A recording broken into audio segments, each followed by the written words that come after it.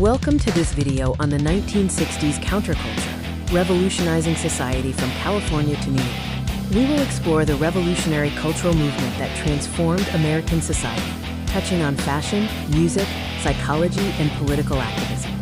We begin with the seeds of rebellion, the underlying conditions that led to the birth of this counterculture. The baby boom created a massive youth demographic, primed for change.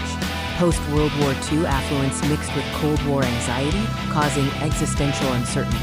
Finally, dissatisfaction with consumerism and conformist suburban lifestyles fueled the youth unrest. The cultural lineage moved from beatniks, like Allen Ginsberg and Jack Kerouac, who questioned mainstream values, to the hippies. The 1967 Summer of Love in San Francisco became the epicenter of hippie culture, focused on community and expanded consciousness. Haight-Ashbury in 1967 was the spiritual heart of the movement, where peace, love, and communal living flourished.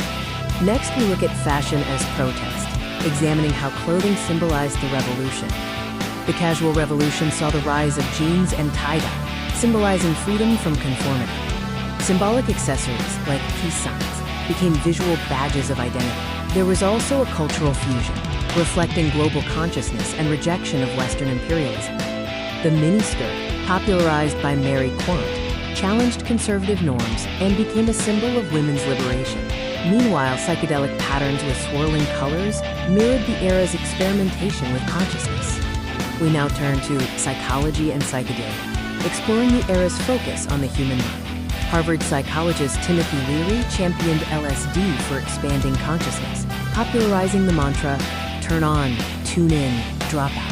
This consciousness revolution challenged societal control, despite federal crackdowns that drove the movement underground. The counterculture saw the rise of communal living and alternative lifestyles. Shared spaces promoted collective decision-making. The free love philosophy challenged traditional sexual mores.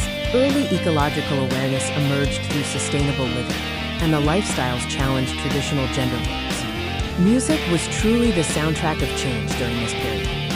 The 1969 Woodstock Festival, drawing over 400,000 people, epitomized peace and anti-war sentiment. Bands like the Grateful Dead and Janis Joplin became cultural icons, defining the generation's aspirations and values. The Beatles' late 60s albums pushed psychedelic rock into the mainstream, transforming popular music.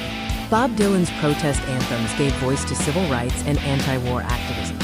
Finally, we explore how film, TV, and new narratives reflected and amplified the movement.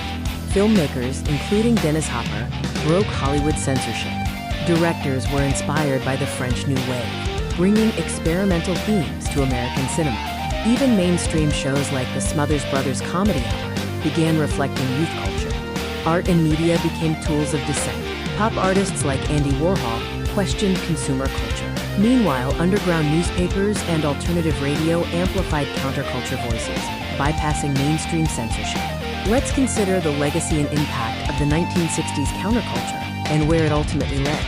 The movement accelerated the civil rights and women's liberation movements. Ecological consciousness led to the modern environmental movement. The Stonewall riots inspired LGBTQ+ activism.